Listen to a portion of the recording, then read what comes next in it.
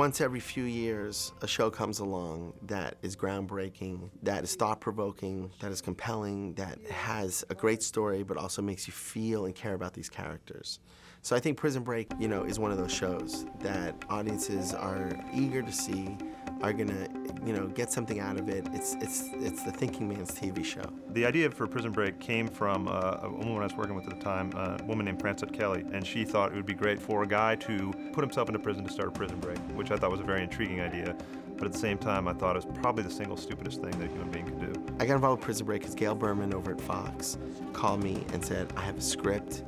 You have to read this. I want you to do it. And I was like, okay. I mean, rarely do I get calls for TV shows. And I picked it up, I started to read it, and I cannot put it down. So I had to answer myself 2 questions in order to kind of go forward with this storyline. The first of which is, there could be no other way that this guy could do this, right? So the stakes had to be so high, and there could be no other recourse. That's where the idea for the condemned brother came from. And I read it, I called her up, I said, I love this, but I don't know where it's gonna go. She goes, I gotta sit you down with Paul Schering, who created the show, who has the next 5 seasons mapped out already. And then the second thing was the protagonist had to be convinced he could pull this off. And that's where the idea came from, that this guy had access to the blueprints. And so kind of fulfilling those 2 mandates, then at that point, we just started filling out the storylines and just populated this prison with a lot of different kind of interesting characters. The material is what really got me to say, I want to do this show. I mean, the characters, the relationship between the characters, there was heart. When you read the pilot, there was heart, and you really cared about what was gonna happen to these characters. So for me, it was the script that sucked me in, and knowing that Paul really had a vision, because a lot of pilots you shoot, for some people they don't get picked up, and it is a lot of hard work. And because Paul had it all mapped out and thought out, it just totally made sense for me to do it. And can you please tell me what's going through your head? We've been over that show. Well, for me, my approach was I wasn't shooting a TV show because I've never really done a TV show. I didn't really know how to do a TV show. I just knew how to tell a good story. And for me, it was really about, I'm making a film here. I'm telling a story. I'm not worrying if it's TV, if it's film. My approach to it was to make it as cinematic as possible. Even though I'm making it for the small screen, I'm gonna shoot it widescreen. I'm gonna hire my crew from my feature films. Dante Spinotti, who's my cinematographer. So, my approach to it was I'm making a compelling story here. I'm not thinking about whether it's for television, whether it's for film, I'm gonna tell a great story. And I had the complete support of Paul, who wanted to, cast this in the right way. Even somebody who had a little tiny part, it was very important. It wasn't just about Wentworth and Dominic, their characters. It was very important to really cast correctly each character, because who knows where the characters were going to go and how they were going to develop and how much a part of the series they were going to become. We had to find somebody who could be a leading man, who we believe could come into a prison and carry himself in such a capacity that he wouldn't get killed. When I was about to do Superman, a young actor by the name of Wentworth Miller came in and auditioned for me and did a brilliant job. I mean, it was amazing. And I never forgot him. And I told Gail and Dana and everybody over at Fox, I said, there's an actor that I auditioned for Superman who was brilliant that we have to see him. So we brought him in and he got the job. And then Wentworth came in about 4 or 5 days before we were going to shoot, and he was just manna from heaven because he was Schofield times 1.5, and he's brought so much to the role just by his own kind of integrity, his own kind of mystery, just his presence in general. I play a character named Michael Schofield. I'm the younger of 2 brothers. I'm a structural engineer. My older brother is in prison on death row, framed for the murder of the vice president's brother. In my attempts to free him, I've exhausted pretty much every legal angle and possibility to no avail. So I've decided to take matters into my own hands. I rob a bank and get myself thrown into the same prison where he's being held and launch this very complicated escape that takes us through the first season of the show. You've seen the blueprints. Better than that. I've got him on me. Well, it's interesting. My perspective on who the character of Michael Schofield is has changed pretty significantly.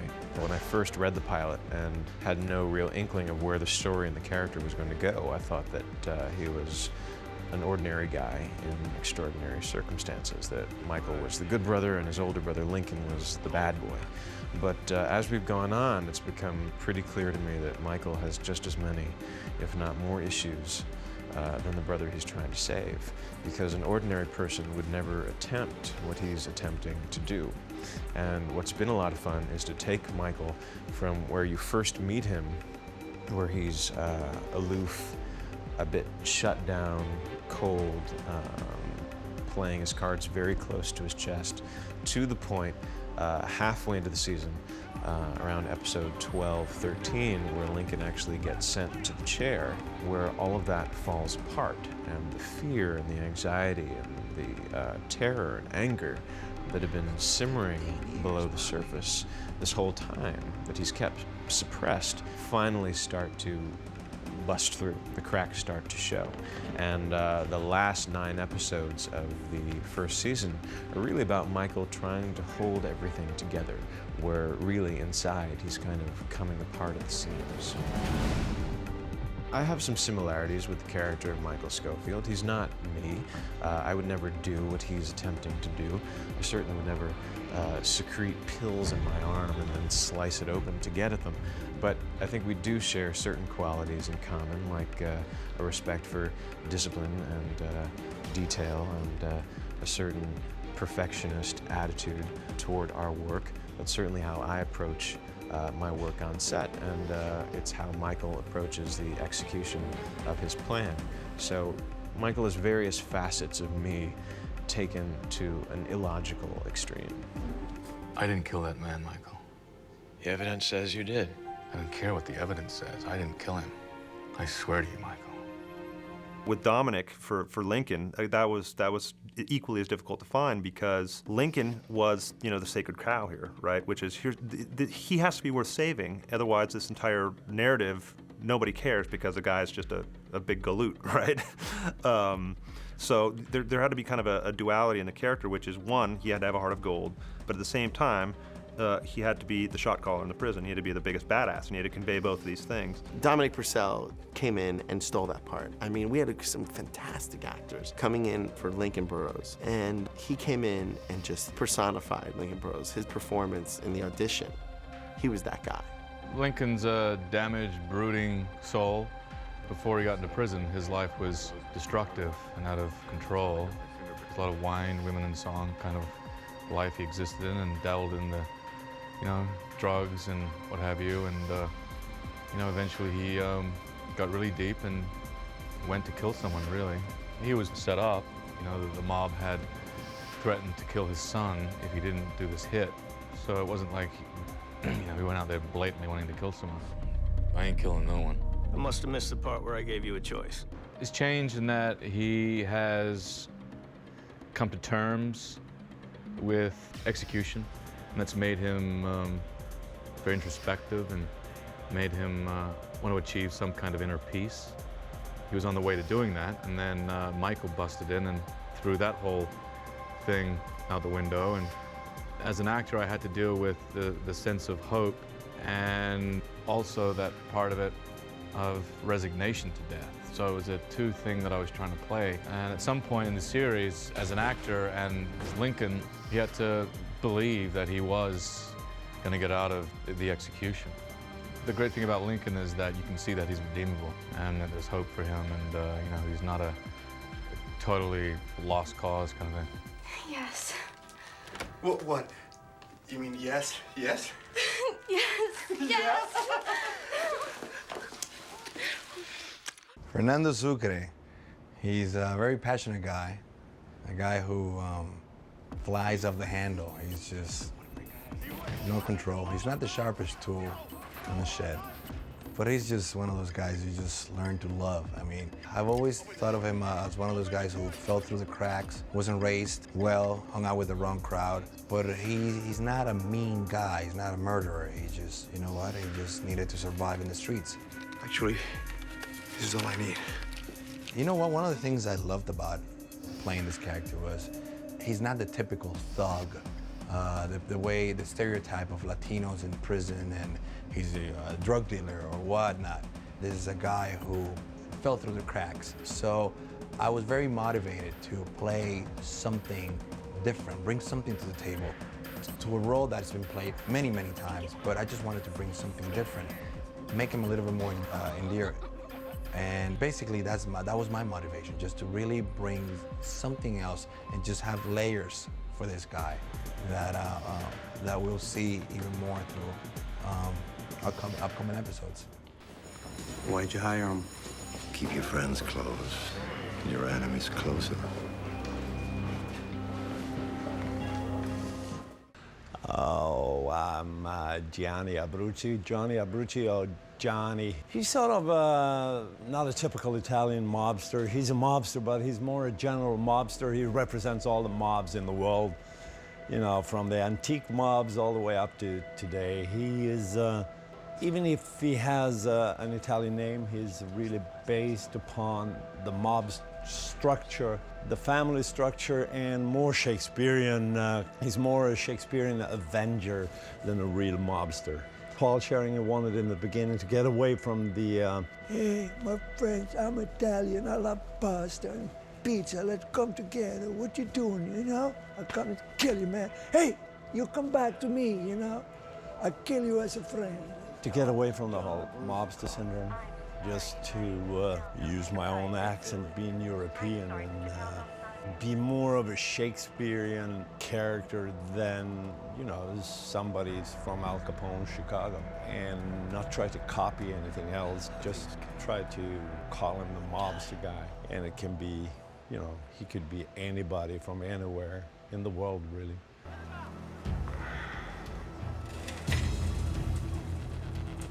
Now, we got a hell of a lot to talk about, don't we? I play the character C-Note. He's basically, at the beginning, he's the go-to guy. He's the one that picked up the pug knack for Michael. And he's one of those guys, if you need anything, you go to him, he'll get it for you for $100, hence the name C-Note. In prison, he wears a mask as, you know, this tough, conniving hustler, but I think we finally get to realize, you know, what type of person he really is when he gets on the phone with his wife and his daughter. More sympathetic, more sensitive type of man, but he, you know, got himself caught up in a situation where he made a lot of bad decisions, and now he's trying to correct them, but unfortunately he's correcting them in the wrong way. You know, he has his eyes on the prize, and the prize is just like getting out, so whatever he has to do in order to, you know, get out, he's gonna do that. But what motivates my character to get out of prison is my daughter and my wife. You know, my character knows that he has made difficult decisions and decisions that have put him in prison, but he's trying to, you know, get to the point where he can take care of his family again. So his family is really motivating him to get out, you know, of prison and getting back to, you know, square one, which I don't know how that's going to work out. You know what I mean? Because we're working now, and I'm thinking, okay, if he gets out of prison, first thing, you know, his wife doesn't know that he's in prison now, but the first thing that happens is, you know, we get knock on the door, wife opens it up, and, you know, people are standing there like, where's your husband? Is he in here? And, you know, the footage about to hit the fan, you know, as we say. So we'll see what's going to happen. Name and back number. Schofield, Michael, 94941. You a religious man, Schofield? Never really thought about it. Good, because the 10 Commandments don't mean a box of piss in here. We got 2 commandments and 2 only. The first commandment is you got nothing coming. What's the second commandment? See commandment number 1. Bellick.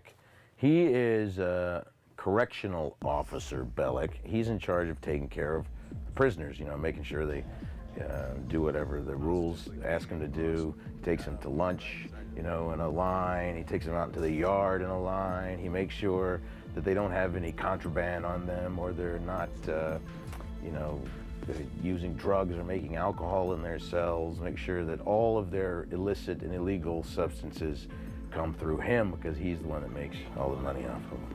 First of the month's coming up, John. Yeah, so I haven't got my monthly. he's one of the only people that has access to everyone.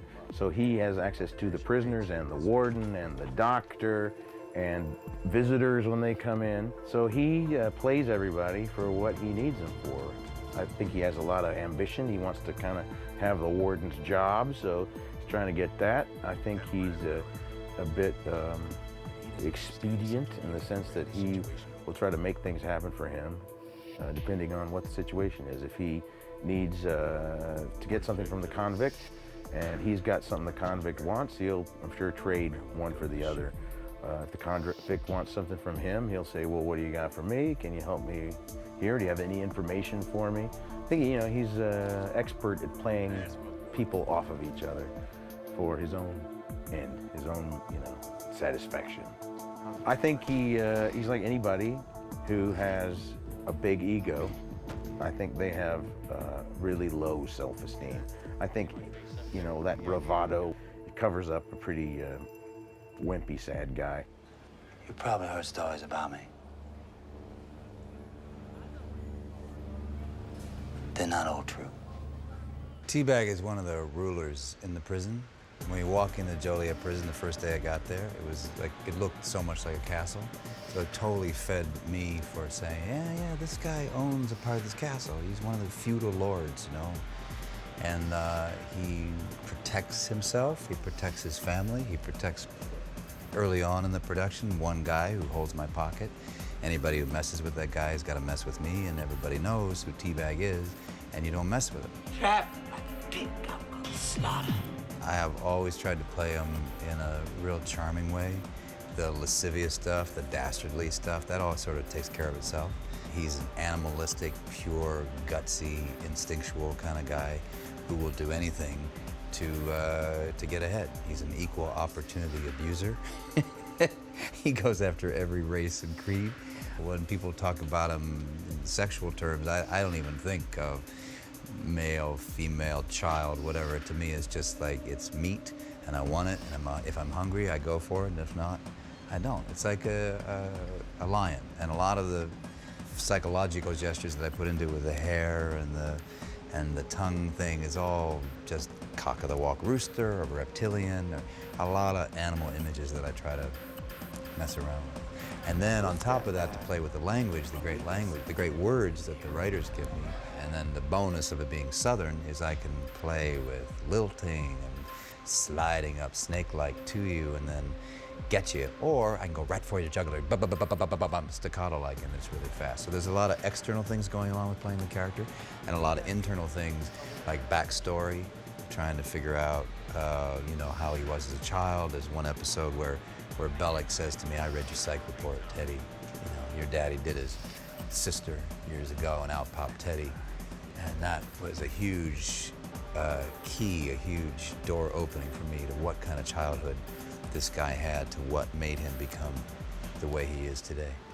The two of you will never make it. Oh, Fish, it's not just two. It's very important that all the relationships, all the camaraderie between the characters, between the actors, is great, and that there's chemistry between these guys. And that's something that I can't create. That either exists or it doesn't exist. There's no, doubt about it. That chemistry is not something that I am creating. It's your choice of casting. And when you cast a show correctly, and you stay true to who those characters are, and you hire the best actors, you're just hoping for chemistry. Because if there's chemistry, then the show works in the way that Prison Break works on this level. Prison Break is very much an ensemble show. I don't think we have anyone who I would classify as a lead or as a supporting actor. Everyone brings something very integral and critical to the table. Yeah, everyone has their strengths, you know what I mean? Everyone has the things that they're like really good at, and even when days come along and we, feel a little insecure or feel a little bit weak or not really pulling, or feel like we're not pulling our weight, we all help each other out. So, we help each other get there. It's a beautiful thing. It's great being part of a great acting talent like this. You're in safe hands, and it's shown in the performances this year. I've always said that you play with the best and your game becomes better, it races to that level. Working with these guys, it just makes me bring my A game. Every time you come into set, you see Robert Nepper, you see Wentworth, you see Dominic, you see Rockman. I mean, all these guys, they bring their A game, and you have to bring your A game as well, otherwise you'll stay behind. Everyone brings something crucial to the table. Sucre brings a little bit of comedy, and Teabag brings a seductive kind of menace, and Michael's there to move the plot along, and Lincoln is the brooding hunk, and we have such a great cast. It's really one of the strengths of the show. I just wake up going, hey, oh man, I have a scene with Teabag. Oh man, I have a scene with Sucre. Oh man, I have a scene, with Westmoreland. It's one of those things where you get excited about. You know, it's not just, oh, I gotta go work today. It's like, man, I have some things that I can do. These are all fantastic character actors, all of whom have resumes as long as my arm. And it's been a great learning experience for me personally, just to be able to stand across from one of these individuals in a scene and watch them do what they do. It's been invaluable in that respect. This cast is a blessing in that, you know, I'm working with actors that are kind of brilliant. I had a teacher who always told me, steal from the best and make it your own. And basically that's what I'm doing.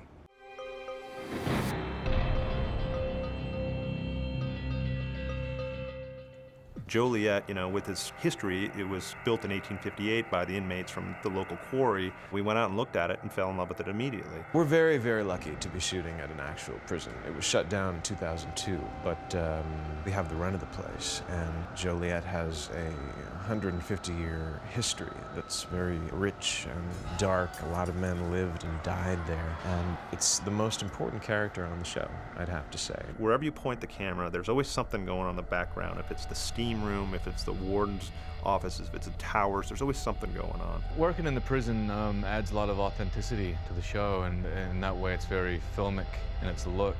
And you know, and it helps you actors. You don't feel like you're on a soundstage because you're not, you know, and it brings the atmosphere to you. You know, Joliet's a very depressing kind of place.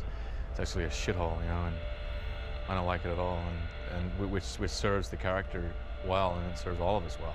We didn't sleep in Chicago and shuttle every night to Joliet or every morning to Joliet. We stayed in Joliet, in that town. It's very helpful for the actors to be in an environment that is true to life. That has been one of the things that has not been the most uplifting, because there's a lot of bad energy within the prison walls, and you cannot help but to notice it and give it its respect. You know, there's been a lot of evil things there, so that whole pit is, you know, it stinks. Being in that town and being in a prison community, it's amazing because it makes you feel like you're really living it. It's a lot of atmosphere when you walk around all alone sometimes in the tears, and you can feel the tears, and no wonder they're called tears. It's pretty spooky. It is, like the walls are crying sometimes. You don't see ghosts, but in any building that have had 150 years of tormenting souls, you know, you can feel it. As soon as I put on my clothes and I walk out of my trailer and I walk through that gate and you see that massive gate welcoming you to your home, you know you're in it, and you don't have to do any acting whatsoever. It is a little bit creepy. I've never had any supernatural experiences myself, but you feel like there is something in the air, something kind of oppressive. And it does serve to remind you day in and day out of what the stakes are. Because some of our plot elements are so far-fetched and fantastic, it's critical that we have something like the prison to root us in a kind of reality. It just provides a degree of authenticity and integrity that are essential to the show. I'm glad to break out soon because I feel like I've been in prison for 9 months. I'm really looking forward to that, and I'm not gonna miss Joliet. I don't know, it's one of those things, it's like high school. You can't wait to leave, and then you look back, you go, God, I miss it. So I don't know, I'll tell you when I get out. You want to know what the 90 grand was for? I think I do. You. The writers on the show are incredibly clever. It's one of our strengths. We have a team of writers led by Paul Schering and Matt Olmstead in Los Angeles who are just extraordinarily sharp and creative. Working with the writers has been fantastic. You know, it's a dream to work with Paul and Matt and all the guys. You know, they really trust the actors, and writers out there can take a leaf from Paul and Matt because we know what we're doing. They allow us to, you know, to add our own stuff to the words. We can change some stuff. It doesn't have to be locked in word. When you get a writer who's like, you know what, I'm giving you good stuff, now you go and take it and make it yours. And it's like, okay, great, thank you for giving me some of the responsibility as an actor. You love that. I have to applaud the writers and the creative team because they have gone back and explored the antique drama in Shakespeare, the old legends, and sort of woven all that into Prison Break of today. Everyone has been very, very open and very, very, you know, hey, give us some ideas, or, you know, hey, dude, I don't know how to talk black, so, you take this line and you make it, whatever it is that you need to do in order to make it grounded. And they've been so open and so beautiful, so wonderful. It's just like, there's no ego. I like to ad-lib once in a while and just bring some flavor to the character. He's Puerto Rican. So they'll come up to me and they'll say, okay, how would you say this in Spanish? Or how would you say this in Spanish? It's the only input I've got. Believe me, they don't need anybody else. These guys are phenomenal. They're doing an amazing job. It's a roller coaster. Every time we've done a script, people say, did you know what was coming up in the next episode? I said, no, I don't want to know. I'm kind of like the audience. I'm not sure what's going to happen next. You don't know what's going to happen in the next episode. Like a week from now, we don't know. We get the script maybe tomorrow, and okay. Oh, that's cool, that's cool. Once the script comes out, we're all fighting to see which one gets it first and reads it, because they're coming up with stuff that you just are amazed by. I finish every script, and I think, God, the guys have boxed themselves into a corner. How could they possibly get out of this situation? And then the next script comes 2 weeks later, and they've come up with something that makes sense, but is also something you'd never have thought of on your own. It's always 2 steps forward and 1 step back, which I think is critical to the whole Saturday morning serial cartoon nature of the show, where every act and every episode is designed to be a kind of cliffhanger to keep you coming back for more. And in that, I think they're very successful. It all stems from the script. The story is what makes it so great. I have just helped bring that vision, which is Paul's vision, to the small screen. I'm just really impressed with their structure, their intelligence, the way they can map out a whole story and make everything match. It's been a joy working with them. That'll be $300.